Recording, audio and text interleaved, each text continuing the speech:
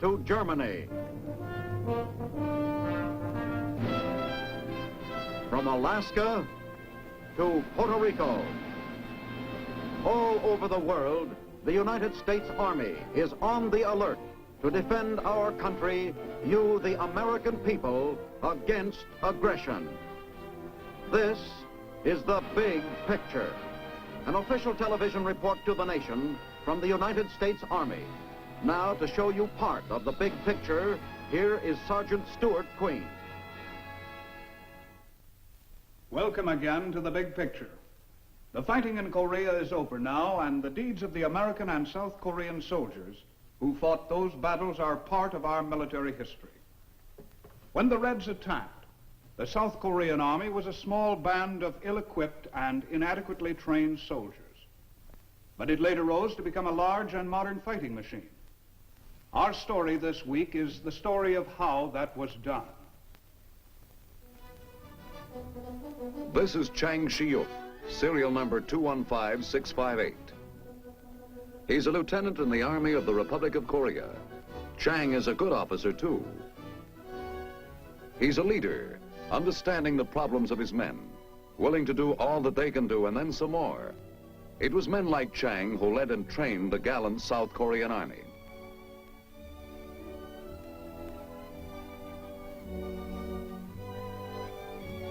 This is the story of how Lieutenant Chang and the ROK Army grew into a great fighting machine. It is the story, too, of Han and Lee and Yun, the splendid fighting youth of Korea. Once, only a few years ago, Chang and his countrymen were tillers of the soil. They grew rice and barley and wheat and soybeans and vegetables.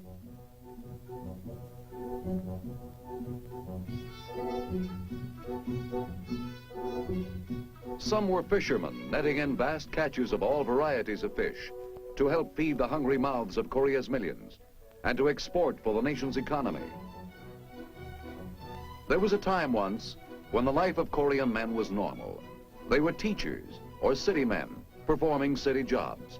They were streetcar conductors. They were the everyman of Korea.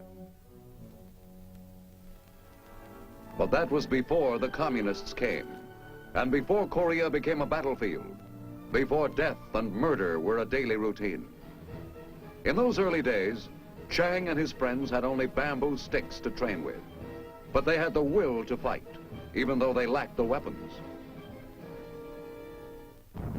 Though small in number and poorly equipped, the brave South Korean army fought for what it believed was right. Hopelessly outnumbered, they fell back, and the fair land that was Korea was devastated with ruin and destruction.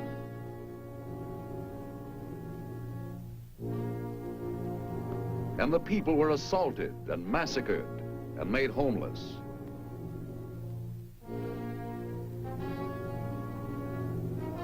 But not for long were the defeats and the withdrawals. Free nations of the world took up arms against the red aggressors. Supplies and help rolled in. The people of South Korea took heart, and they fought back savagely, pushing the enemy back and back, until soon he was licking his wounds behind the line from which he had first unleashed his bloody dogs of war.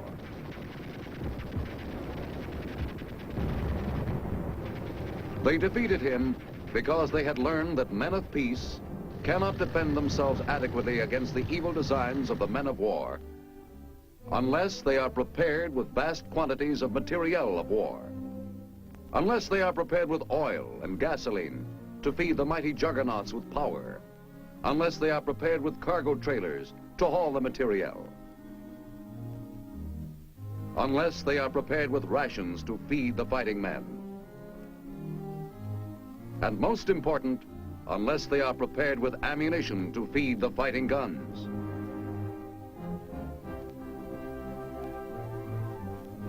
But men must be trained in the dreadful arts of modern warfare, and the Army of Korea needed help in starting training programs for its inductees.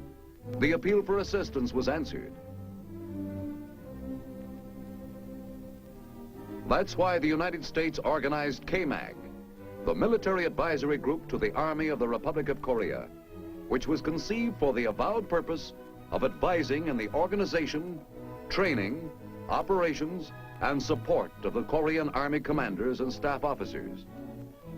Just as the common men of the free world joined forces to fight the common foe, so did their leaders sit down together to plan a systematized training program for the Korean Army.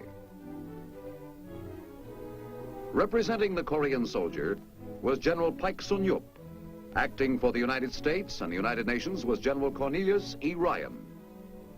The results of these conferences was the completion of a number of training centers, the principal one of which was RTC-1, the largest training installation in Korea. Its name, Jeju-do. For hundreds of young Korean men, it all began that eventful day when, as the cream of Korea's youth, they were inducted into the ROK Army and together caught their first look at Jeju-do. Soon, the LSTs on which they were being carried were nosing into the beach.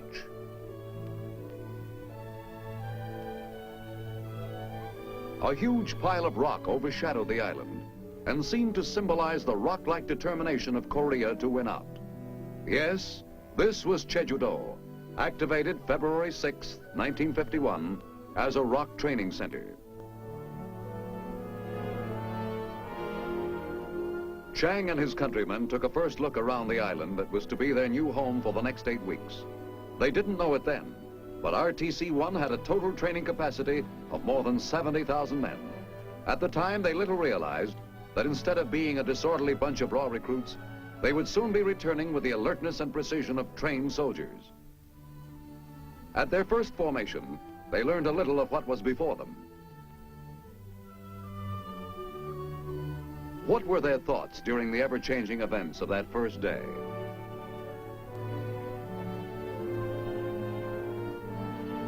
Nobody knows, but all who were there knew that here in the shadow of Mount Masulpo, a new Korean army was being born. And then came orientation to their new place in life, their new duties, for they were soldiers now, not private citizens. And as soldiers, they were expected to obey the orders of their superior officers. Because so many of the inductees were young, inexperienced farm boys, it was necessary that such things be explained to them exactly, thoroughly, and patiently. Yes, a new life was beginning for the young men of Korea, and somewhere among this raw group, leaders had to be found.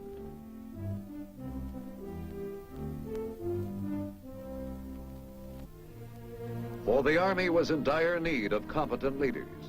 The records of all the inductees were carefully examined to determine which could qualify. For many of Korea's new soldiers, the clothing and material issued was more than they'd ever owned in their past lives. KMAC realized that if men are to fight well, they must be supplied with at least the common necessities of life. One of those necessities is a buddy with whom to share confidence and fear. KMAG also knew that one of the most important necessities to a soldier is a warm, comfortable roof over his head. The first relaxation from the exhausting events of that first day brought a little time to think about the life they had just left. They thought about old Grandpa Kim, who refused to evacuate his farm near Seoul because he wasn't afraid of anything anymore. And about Aunt Wan, who had been bombed out of her house, so she found another home below ground. And what about their little cousins? What were they doing? How were they living under war conditions?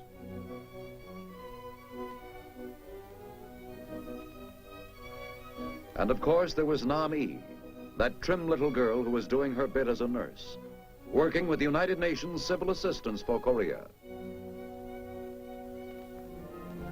There was little relaxation after that. The time of the dreamer is in peace. The time for action is in war. At first they seemed one huge, awkward squad. But the constant drilling at the manual of arms helped to smooth it out a great deal. It was hard at first, but gradually by doing, they soon caught on.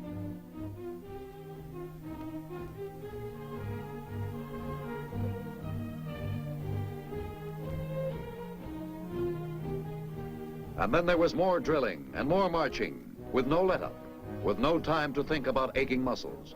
There was a war on, and they were made to realize that wars were not won by weaklings. Before they were aware of it, they began to sense that subtle feeling that comes with knowing that they were working together as a well-trained unit, with military precision and dispatch. But it wasn't all marching and drilling. Quite often they were treated to the pleasure of sitting.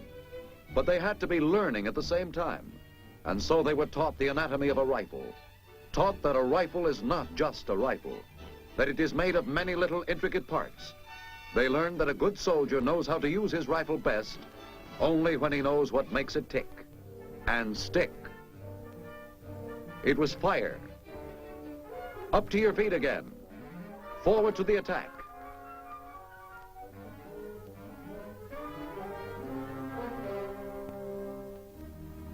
Then came rifle practice. How to hold their rifle.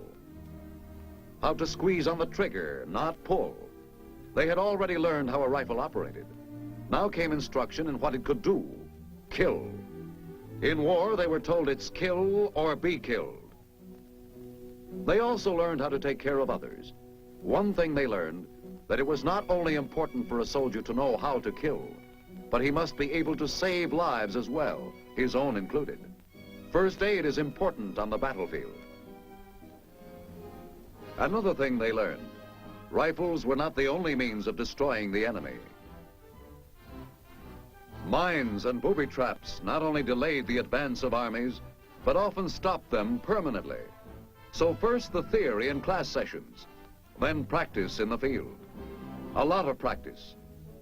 It was hard work digging those mine holes, but they were made to realize that it was easier to dig a hole for a mine than to have one dug for them. If some thought that was hard work, they soon found out it was easy compared to the work they did when they went into combat training for the individual soldier. That's when they learned about using camouflage, too.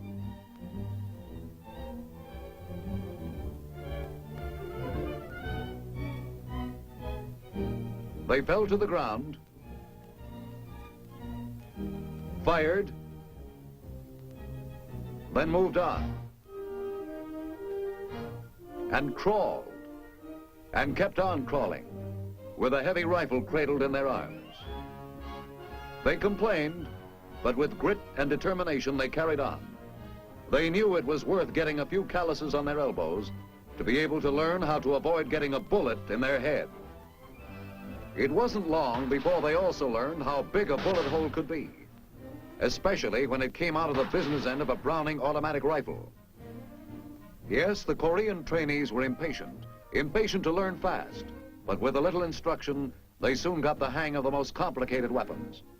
When they squinted through the sights of that BAR rifle, they remembered that one day it would be the enemy. One thing they never got used to, the marching, with a full pack weighting weary shoulders. But they stuck it out grimly, because they knew it was all part of the job of becoming a good soldier.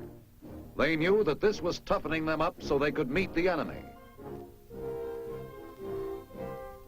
One way of making sure you go forward when the time comes is to know how to fire that M1 rifle, straight and true and to the mark. And they learned how to use all the weapons, including hand grenades.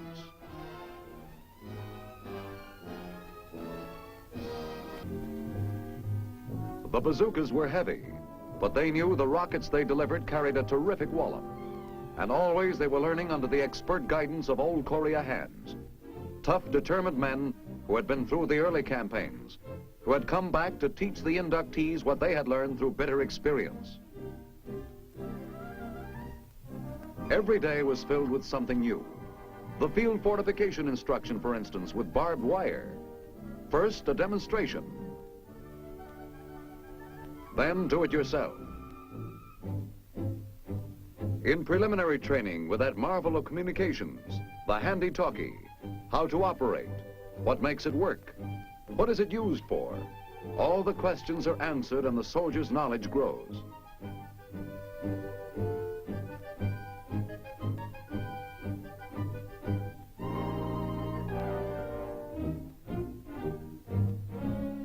with a compass too, which led to training in map reading.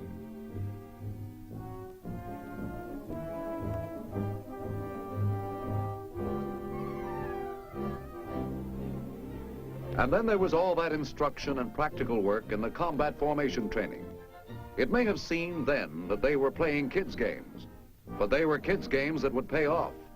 If ever they were to find themselves in the middle of the real thing, they'd realize that all this intensive training was for their protection.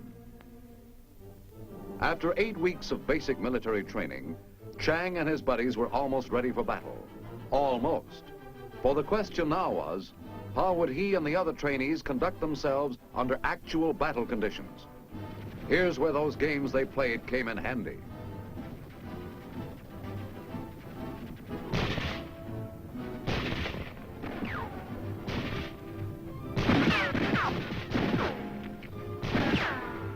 They were able to climb that hill without tiring too much, because their climbing muscles had been toughened by all the marching they'd undergone.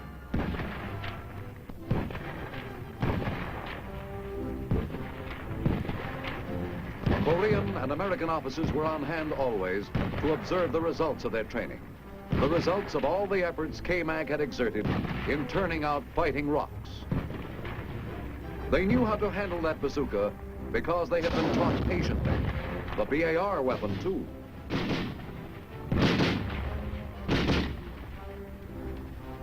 This was the result of all the hard and patient work that had gone into their training. This was what they meant by battle conditions, so that when the soldier was confronted with it in the future, he'd be prepared for it. And then, still under the watchful eyes of the KMAG advisors, the Korean trainees were put through the confidence course, discovering it was one thing to go through maneuvers without opposition, but it was quite different when live ammo was being thrown at you.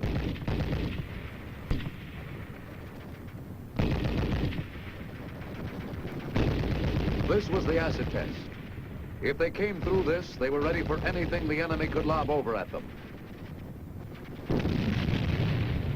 Cover and concealment training had taught them to roll over a wall instead of exposing themselves to enemy fire. And they kept on crawling as the shells burst around them.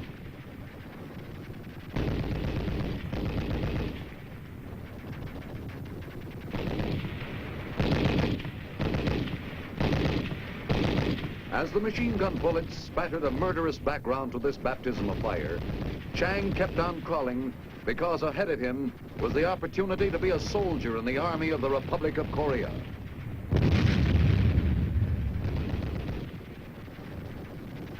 The first 8 weeks of training were coming to an end for most of the others, but not for Chang, because he had been accepted as a candidate for Officers' Candidate School by the time his final inspection at Jeju-do came around.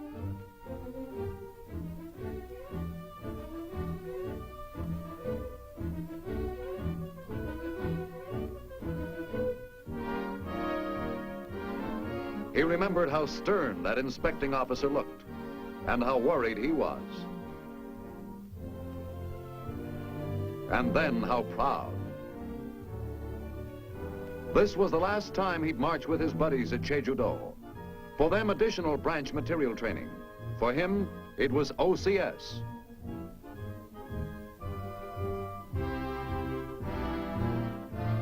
It seemed only a short time ago that they'd arrived at Jeju-do as untrained recruits. Now they marched back to the LSTs as soldiers ready for battle.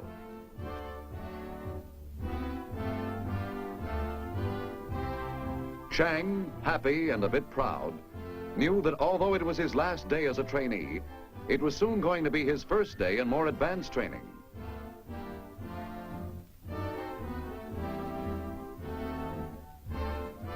Before he realized it, he was marching again, this time with the other OCS candidates. Marching into his new home, KATC, the Korean Army Training Center at Gwangju on the mainland of Korea, which housed the infantry, artillery, and signal schools of the Korean Army. Here he would specialize as an infantry officer. No wonder he experienced a glow of pride during the initial inspection dressed in a new uniform as an OCS candidate. The last phase of his training was beginning.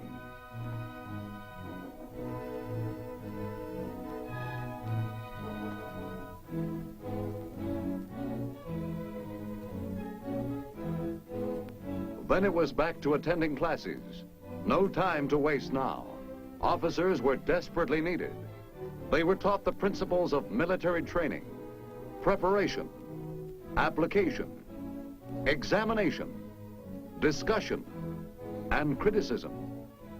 The teaching never stopped.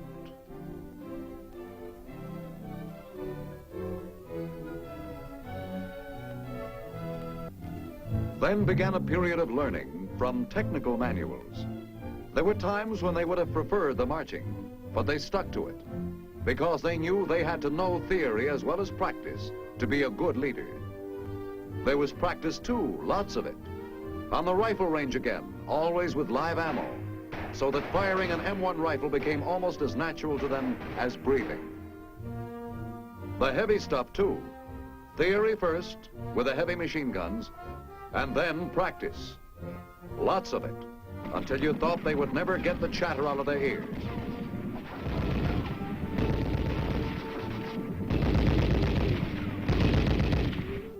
And then even heavier stuff, the 4.2 mortar. Yes, theory first, as always. And then, as always, more practice. They knew this wasn't officers' work, but they also knew that a good officer should be able to do anything his men can do, and more.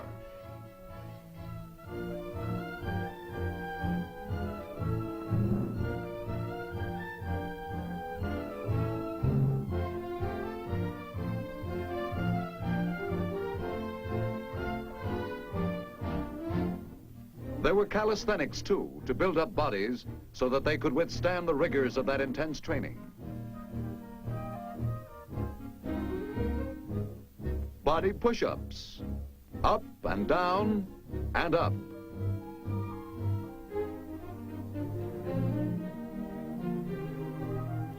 Up and down the ladders, too. It got tougher and tougher, but so did the men, which was the purpose of it all. And this time it was across the ladders.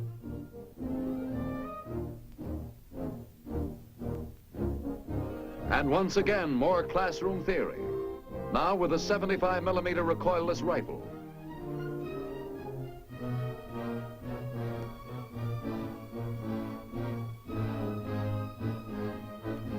And with mortar fire direction center training.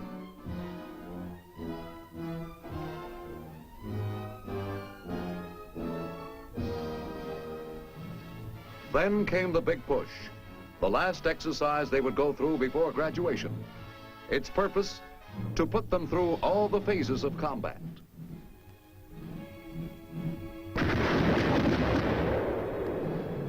Fighting with artillery and tank support, actually attacking a hill position.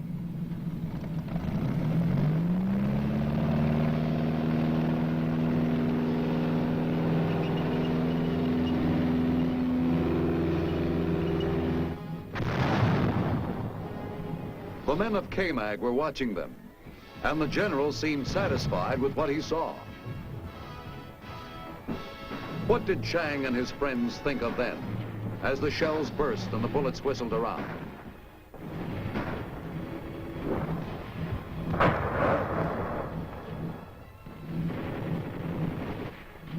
They thought of the time when this was going to be the real thing.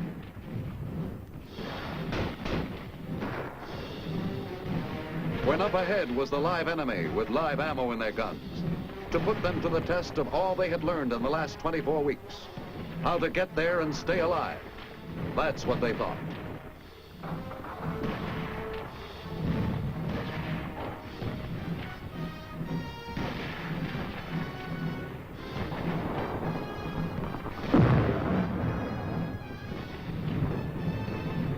They'd been training for this for weeks.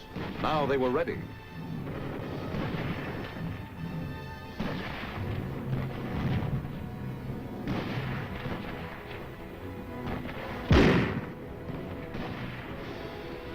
It was a taste of the real thing, and they could now face the enemy with confidence.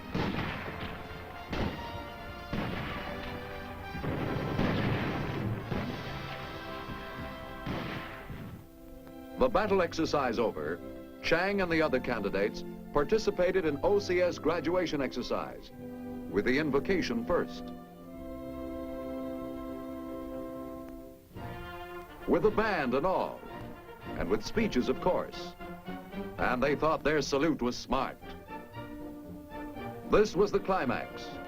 This was what they had been working for all these months. And did that diploma make them proud?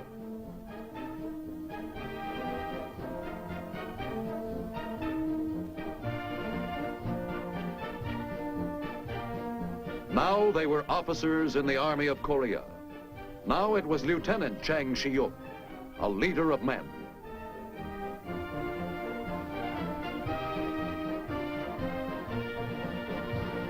Later, when he gave his men orders, they obeyed without hesitation, because they knew he'd been trained to be a leader. Just as there were thousands of other officers and men who, like him, had been trained by KMAG.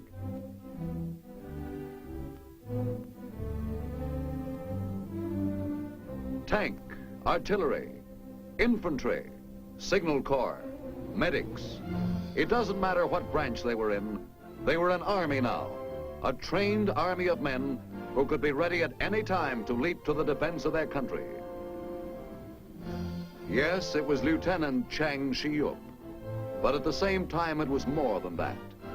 The splendid fighting youth of the Republic of Korea, looking ahead to a future of greatness, of happiness, and of peace. Now this is Sergeant Stuart Queen inviting you to be with us next week, when The Big Picture will bring you another pictorial report on the activities of your Army at home and abroad. The Big Picture is a weekly television report to the nation on the activities of the Army at home and overseas. Produced by the Signal Corps Pictorial Center. Presented by the U.S. Army in cooperation with this station. You can be an important part of the big picture. You can proudly serve with the best equipped, the best trained, the best fighting team in the world today, the United States Army.